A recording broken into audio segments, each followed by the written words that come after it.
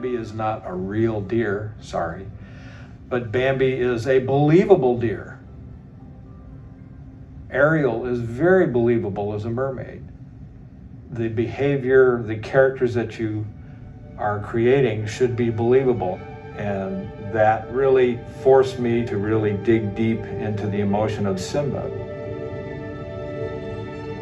There is a scene that was very important to me in The Lion King, and that was the Mufasa death scene.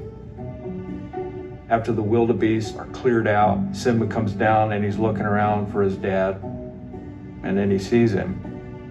I mean, that's Simba at his lowest point in the film. Well, that's the kind of stuff an actor longs for.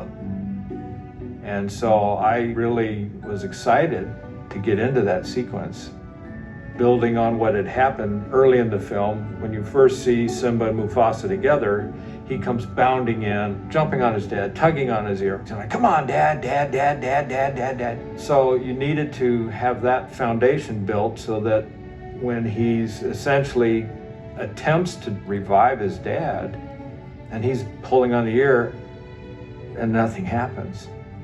It's just like, oh gosh. It cuts right to the heart. As an animator, an actor with a pencil, that's gold. And that's a challenge. I could have blown it. It needed to be genuine and believable that this young cub thinks he's responsible for his dad's death. And he's never really dealt with that in his life. And now all of a sudden, he's face to face with it. When you're facing a sequence like that, you just dig into your files in your mind of experiences that maybe you've seen other people go through. So my goal was to hopefully get this to be as genuine and sincere emotionally for Simba as I possibly could.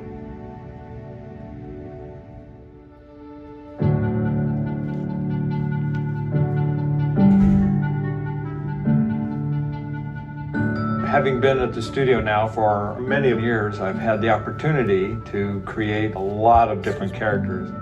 From that point, I've done cats and dogs and Oliver and Company.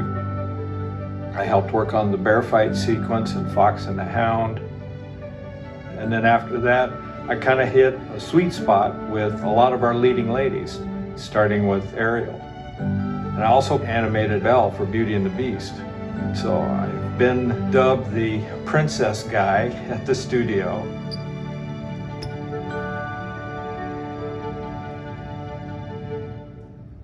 When the Lion King project first came up, I started thinking about it. And one of the character types that I've never really had a 100% assignment to was a villain. I got thinking, oh, I'd love to do Scar, because it'd be a nice departure for me, something different. And then our producer took me aside and said, well, you could do Scar, and you would do a good Scar. But Simba is the heart and soul of this movie, and we need you to do Simba. And I'm like, how do you turn that down? How do you say no to that? So I was happy to do a young Simba. And he took me out of my comfort zone. I said he was not a princess, and that was a challenge. And of course, four-legged animals are always a challenge because you got an extra pair of legs to deal with. In the case of Simba, there's a certain level of research that goes into it. We spent a long time just learning about lions, not only the anatomy of these animals, but their life, what kind of habitats they live in and what they eat, just who they are. It was just a fabulous experience. Perseverance is the critical word. Even though I was turned down 3 times, there was something in me that just said, keep trying. One of the things you want to avoid when you're drawing is just kind of zeroing in on one specific area and getting too detailed. If you can kind of keep moving around your drawing and working in the different shapes and things as you go, that will help.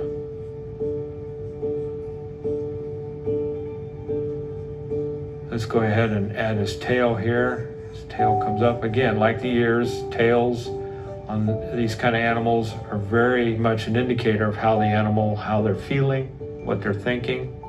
You know, and when your dog is being scolded, where does that tail go? Between his legs. When he's happy and excited, it's up waving like that. So, same with lions. Although I don't know, I'd want to scold a lion. My tail would go between my legs. And I'm just going to go back into his face here a little bit and refine the eyes, indicating a little bit of the pupil and iris and a little bit of a highlight there.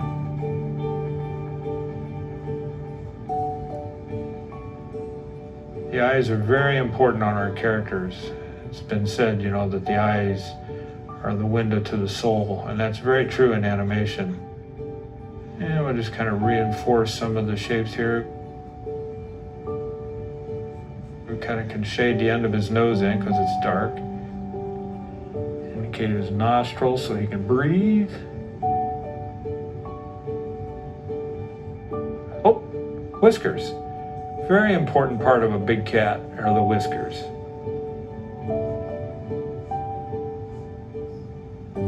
I try to keep it not symmetrical, so he's got maybe 3 whiskers on one side and 4 whiskers on the other, just to keep it a nice odd number. And there you go. You got Simba here on a bright sunny morning on Pride Rock, looking pretty happy and excited, ready to meet the day.